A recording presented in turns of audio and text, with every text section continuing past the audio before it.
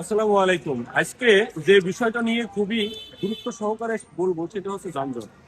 যানজট বাংলাদেশের কত মহামারী আকার ধারণ করেছে এটা যদি আমরা জানতাম তাহলে এই যানজট নিয়ে আমরা কিছু ভাবতাম। প্রতি বছর যানজটের জন্য এক গবেষণায় দেখা গেছে, বুয়েটের এক গবেষণা বলতেছে প্রতি বছর যানজটের জন্যই শুধুমাত্র 30 থেকে 35 হাজার কোটি টাকা নষ্ট হচ্ছে। তো এই যানজট যদি কম হতো তাহলে এই 30 থেকে 35 হাজার কোটি টাকা সেভ হতো, এবং এই সেভ করার জন্য যারা আছে তারা কতটুকু কাজ করছে আমার জানা নেই।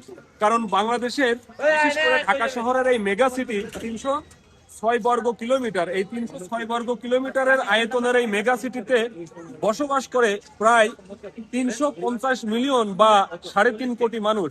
এই 3.5 কোটি মানুষের জন্য মাত্র 6টি ট্রাফিক জায়গা রয়েছে যেখান থেকে ট্রাফিককে নিয়ন্ত্রণ করা হয়। এদের পক্ষে আসলে কতটা সম্ভব এই যানজট নিয়ন্ত্রণ করা আমার জানা নেই।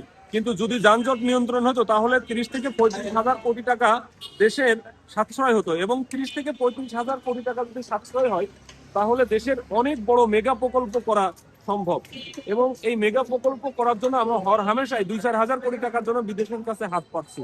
তাই আমাদের ভাবতে হবে যে আমরা কি রাইট ট্র্যাকে রয়েছে, আর যানজট কমানোর জন্য যে যে বিষয়গুলো করা দরকার আমরা সেই কাজগুলো করতেছি কিনা। দর্শক, আমরা একটু দেখানোর চেষ্টা করছি। আচ্ছা ভাই, যখন আপনারা অফিসে যান যানজটের জন্য কি সমস্যা হয়?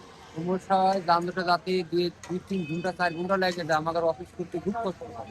আচ্ছা, কাজে কাজে ধরেন 2 ঘন্টার কাজ কি আপনারা 2 ঘন্টা সেরে আসতে পারেন? কোনো রকম সময় 2 ঘন্টার কাজে 6 ঘন্টা লেগে যায়, যদি জামে 4 ঘন্টা চলে যায় আর 2 ঘন্টা কাজ করতে হয়। আপনি আমার এই আগে আপনি কোথায়, আপনার বাসা কোথায়, আর কাজ করতে যান কোথায়? ভাই এর থেকে মিরপুর কোথায় মিরপুর কি 3 নম্বরে থাকি।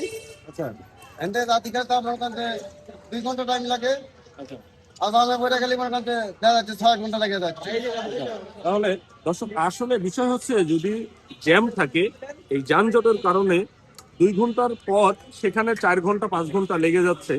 মূলত যদি 2 ঘন্টার পথ 2 ঘন্টায় যেত তাহলে আমাদের এই যে সময়গুলো বাঁচত, এই সময় বাঁচার জন্য আমাদের অনেক টাকাও বাঁচত, আর টাকা যখন বাঁচত আমাদের দেশও সাশ্রয় হতো। তাই যানজট কিভাবে কমানো যায় এই বিষয়গুলো যারা কর্তৃপক্ষ রয়েছে তারা দেখবে।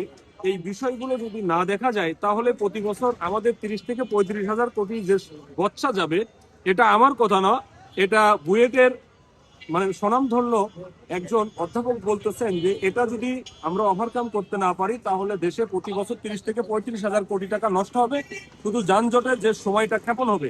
এখন